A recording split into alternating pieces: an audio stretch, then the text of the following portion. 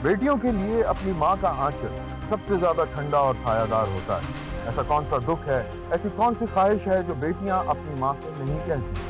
20 साल जुलेखा ने भी अपने दिल की बात अपनी माँ से कह दी। एक छोटी सी बात बढ़ते बढ़ते कहाँ तक पहुँच गई, इसका कोई अंदाजा भी नहीं लगा सकता। मैं हूँ पारस मसरूर और आप देख रहे हैं कोई देखे न देखे शब्बीर तो देखेगा। शब्बीर ने देखा कि 20-21 साल जुलेखा कॉलेज यूनिफॉर्म में एक ऐसे फुटपाथ से गुजर रही थी जिस पर दुकानें थी और छोटे बड़े पथारे भी लगे हुए थे।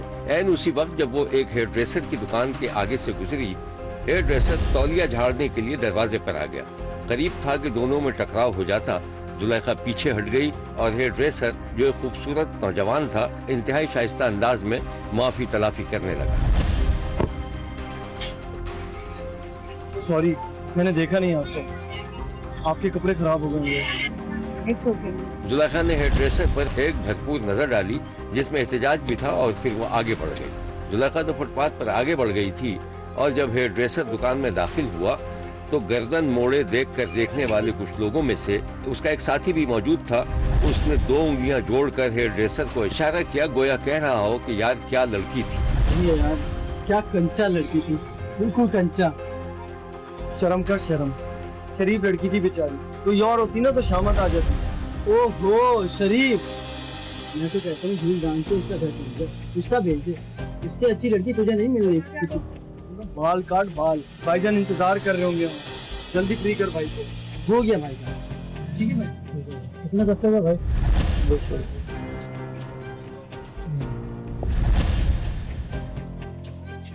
मैं चाय बोल के आता हूँ, वेट कर, दुकान का ख्याल रख।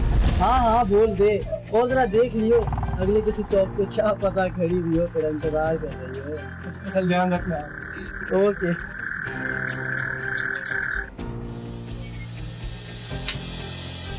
हेयर ड्रेसर कासिम ने कस्टमर की पुष्ट से आईना दिखाकर उसे मुतमईन कर दिया। कस्टमर ने कुर्सी से उतरकर पैसे दिए और चला गया, जिसके बाद हेयर ड्रेसर खामोशी से बाहर निकला, जैसे उसे उम्मीद हो कि वो लड़की उसे फिर नजर आ जाएगी। हेयर ड्रेसर चला गया तो दोस्त ने कुर्सी से एक कागज निकाला और पेंसिल से लड़की का तस्वीराती खाका खींचकर आईने पर चिपका दिया। हेयर ड्रेसर वापस आया तो स्केच देखकर हैरान हो गया। ये क्या? देख, वही है ना? हाँ यार, लग तो वही रही है। बस अब इसका नाम पता चल जाए, वो भी लिख लो। यहाँ हटा दो। नहीं, अब बनाई दिए तो लगे रहेंगे। इस्माइलाबाद की 21 साल जुलेखा 2 भाइयों की इकलौती बहन थी। बाप का इंतकाल हो चुका था, बड़ा भाई सऊदी अरब में था। अच्छा खासा खुशहाल घराना था जो माँ की सरबराही में चल रहा था। जुलेखा ने हेयर ड्रेसर को राह चलते एक नजर देखा था, लेकिन उसके बाद उसके दिल में गुदगुदी होने लगी थी। वो अब कॉलेज से वापसी पर अक्सर कोई ना कोई बहाना करके हेयर ड्रेसर की दुकान के सामने जरूर जाती थी। दोपहर का वक्त था। जुलेखा फुटपाथ पर चल रही थी। वह इन दुकान के सामने फुटपाथ पर एक ठिये पर रुकी और अपनी पसंद की चीज खरीदने लगी। वो पलट पलट कर कनखियों से दुकान के अंदर झांकने की कोशिश कर रही थी। जब उसे कासिम दिखाई न दिया तो उसने दुकान में गर्दन डालकर बहाने से कुछ पूछना शुरू किया।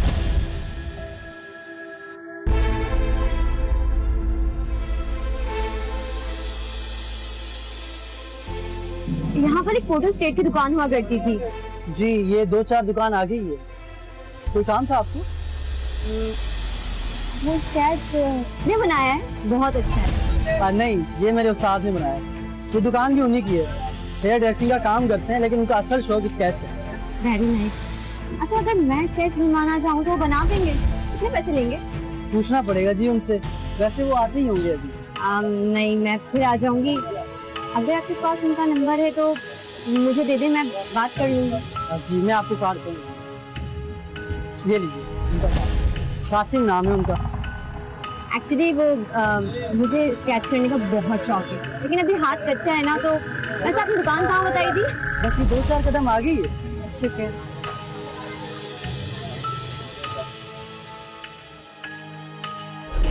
जुलेखा कासिम की शख्सियत और उसके फन से मुतासिर हो चुकी थी। लेकिन उसकी समझ में ये नहीं आ रहा था कि अगर वो इतना जबरदस्त आर्टिस्ट है तो उसने नाई की दुकान क्यों खोल रखी है। और फिर एक दिन फोन पर जुलेखा ने ये बात पूछी। जुलेखा अपने कमरे में थी, माँ खाना पका रही थी। जुलेखा ने मौका देखकर कासिम को फोन मिला दिया। हेलो जी, कौन? कासिम साहब, आप मुझे नहीं जानते, मैंने आपका नंबर आपकी दुकान से लिया था। जी फरमाइए, क्या खिदमत कर सकता हूँ आपकी? जुलेखा, मैं यहाँ कॉलेज में पढ़ती हूँ। आप जब दुकान पे नहीं थे, मैं आई थी आपकी दुकान। मैंने वहाँ पर आपके स्केच देखे, आपने पैसे खोल थे। लेकिन वो मैंने मुझे भी ना स्केच बनाने का बहुत शौक है। आपके साथी ने बताया था कि आप सिखाते भी हैं। जी सिखाता था, मगर अब नहीं। आप कभी तशरीफ लाएं तो बैठ के बात करते हैं। जी जरूर, मुझे खुशी होगी। आपको कुछ टाइम मिलेगा फोन कर लीजिए।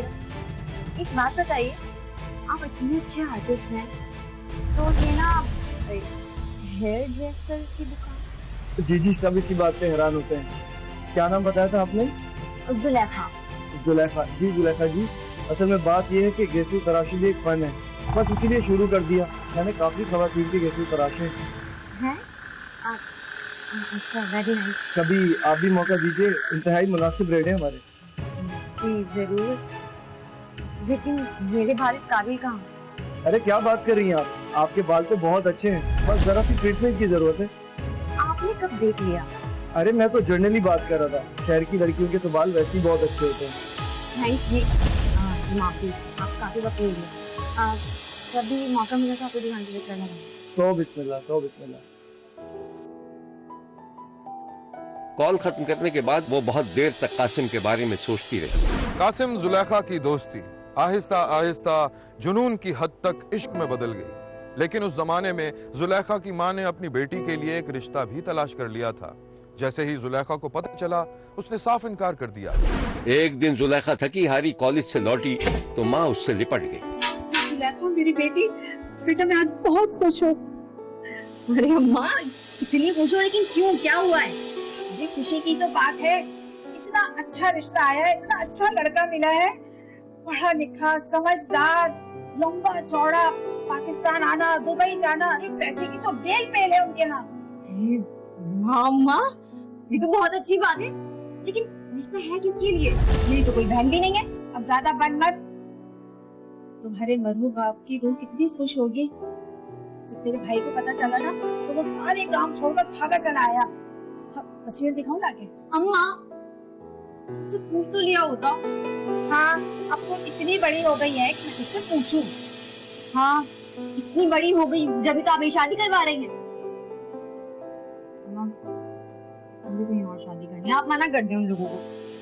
ऐसे कैसे मना कर दूं? नसीब फूटी, अपने नसीब पे क्यों कुल्हाड़ी मार रही है? अरे खानदान में हमारी नाक कटवाएगी क्या? कौन है वो लड़का जिसे तो शादी करना चाहती है? माँ आप देखेंगी ना तो खुश हो जाएंगी। हैंडसम है, पैसे वाला, आर्टिस्ट है वो। आर्टिस्ट? ये आर्टिस्ट क्या होता है? अरे माँ, तस्वीरें बनाता है। ओफ मेरी तौबा, यानी कि वो फोटोग्राफर है। इधर उधर जो फिरते रहते हैं ना, उनकी बात कर रही है तू, है? अरे होश के नाखून ले। बस जहाँ मैंने शादी की बात कर दी ना, अब वहीं होगी शादी। अम्मा मैंने कह दिया ना, मैं नहीं करूँगी। कैसे नहीं करेगी तू? ठीक है, मैं कासिम के साथ भाग जाऊंगी। तौबा तौबा, इतनी बेशरम हो गई है तू। मुसीबत फूटी। ये बता कि वो कमाता खाता कैसे? हेयर ड्रेसर की दुकान है। नाई, यार कि तू हज्जाम और चमार से शादी करेगी? होश में तो है तू? अम्मा मैं होश में ही हूँ, बस मैंने कह दिया ना, मैं उससे ही शादी करूंगी। देखती हूँ मैं कैसे करेगी तू। चल दफा हो जाए यहाँ से। भाई से नाई मिला? जुलेखा अपनी जिद पर अड़ी हुई थी। माँ और भाई साफ इनकार कर रहे थे। फिर एक दिन जुलेखा ने घर से भागकर शादी करने का फैसला किया। लेकिन हुआ कुछ यूं। शब्बीर ने देखा कि शाम के वक्त जुलेखा हिजाब पहने एक रक्शे से उतरी और कासिम की दुकान में पहुंच गई। दुकान में कोई नहीं था। जुलेखा, तुम फोन तो कर देती, बता के तो आ जाती मुझे। बस एक दिन का वक्त है, मुझे कोर्ट मैरिज करने का। हाँ हाँ कर लेंगे कोर्ट मैरिज, लेकिन कल इतवार है, वैसे ही कोर्ट बंद होगा। और हुआ क्या है? मैंने कल मेरा निकाह रख दिया है, तुम्हारे बाद होने जा रही हूँ। कासिम कुछ तो करो। तुम मेरी बात ठंडे दिमाग से सोचो, तुम इस वक्त घर जाओ। और वैसे भी तुम कल साफ साफ इनकार कर देना, जब तक लड़की ना चाहे उसकी शादी नहीं हो सकती। हाड़ में जाओ। समझ आ गई मुझे क्या करना। मैं जा रही हूँ और आइंदा तुम मेरी शक्ल नहीं देख सकोगे, मेरी सूरत देखने को भी तरस जाओगे। मेरी बात तो सुनो जुलेखा। जुलेखा ने रक्षा रोका और उसमें बैठकर चली गई। कासिम काफी देर तक परेशानी के आलम में टहलता रहा। कासिम ने जुलेखा का दिल तोड़ दिया था। अब उसका शादी से ही दिल उचाट हो गया था, लेकिन माँ और भाई उसे वास्ते दे देकर शादी पर आमादा कर रहे थे और वो फिर भी मज़ाहिमत कर रही थी।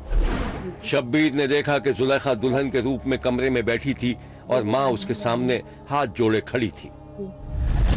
तुम्हारे आगे हाथ जोड़ती हूँ बेटा, कोई गड़बड़ नहीं करना।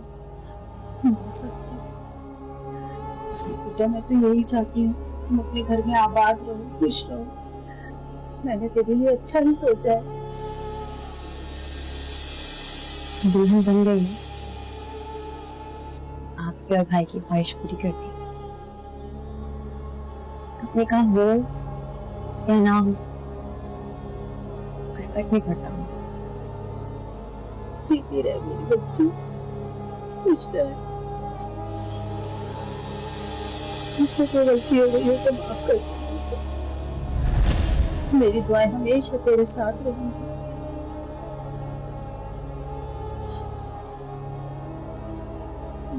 बस बेटा आने वाले हैं वो लोग, मैं देख कर आती हूँ।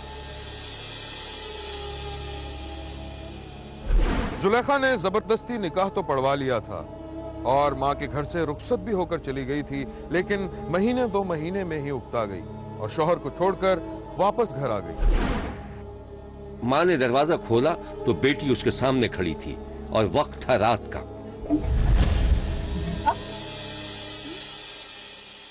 रात को सब ठीक तो है? क्या शौहर से झगड़ा हुआ है? जा वापस जा। माँ सांस तो लेने दो। जो होना था वो हो, मैं वहाँ अभी वापस नहीं जाऊँ। कैसे वापस नहीं जाएगी? चल वापस जा, क्या सोचेगा तेरा शौहर? चल वापस जा। बाहर में गया वो शौहर, मैंने कह दिया ना। मैं सोने जा रही हूँ, मुझे डिस्टर्ब मत कीजिए। मेरी बात तो सुन जुलेखा। जुलेखा जुलेखा बात सुन। जुलेखा दरवाजा खोल। जुलेखा। जुलेखा ने कमरे में जाकर दरवाजा बंद कर लिया। माँ दरवाजा पीट पीट कर थक गई, लेकिन जुलेखा ने दरवाजा नहीं खोला। जुलेखा फिर कभी अपने शौहर के पास वापस नहीं गई, बल्कि दोबारा कासिम से राब्ता कायम कर लिया। कासिम भी शर्मिंदा था, लेकिन इस बार उसने ये फैसला किया कि वो जुलेखा से कोर्ट मैरिज कर लेगा। फिर एक दिन जुलेखा घर से भाग गई। पुलिस ने उसे ढूंढ निकाला और उसकी माँ के हवाले कर दिया। शब्बीर ने देखा कि माँ आग बबूला थी। ये तूने गैर शरई काम किया है। कौन मानेगा इस कोर्ट मैरिज को? मैं मानूंगी अम्मा। कासिम मेरा शौहर है, मैं उसके साथ ही रहूंगी। मैं तुझे चोट से मार दूंगी। देखो अम्मा, पीछे हटो, हाथ मत उठाना मुझ पर। मैं तुझे मौत की नींद सुला दूंगी। देख अम्मा, समझता है क्या? अम्मा गला मत दबाओ, अम्मा छोड़ो, मेरे तरफ से, अम्मा मेरे साथ बदतमीजी करेगी तू?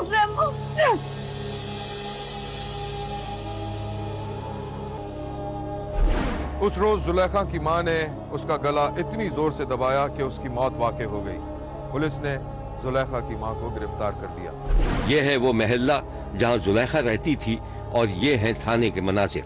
अफसोसनाक वाकया कल इधर थाना रातपुर में पेश आया, जिसमें जो शमा नामी खतून थी, इसने अपनी 21 साल बेटी जुलेखा को गला दबा के मर्डर कर दिया। इसकी जो बिहाइंड स्टोरी ये थी कि इसकी तकरीबन 1.5 माह पहले इसकी वालदा ने शादी हफ्ताबाद की थी। लड़की जो है ये अपनी शादी एक वो लड़का है इधर नैनेपुरे का बिलाल, उसके साथ करना चाह रही थी, बिलाल कासिम। तो जब ये शादी इसकी मुझे खिलाफ हुई है तो फिर ये वहाँ से वापस आई है, तो ये कासिम के साथ चली गई है। फिर इसकी इन्होंने अफिया दर्ज कराई खामन ने, पुलिस लड़की को बाजियाब करवाया। उसके बाद कोर्ट में जाकर लड़की ने बयान दिया कि मुझे किसी ने गवाह नहीं किया। फिर इसने कहा कोर्ट से कि मैंने अपनी वालदा के साथ जाना है। इसको वालदा साथ ले आई।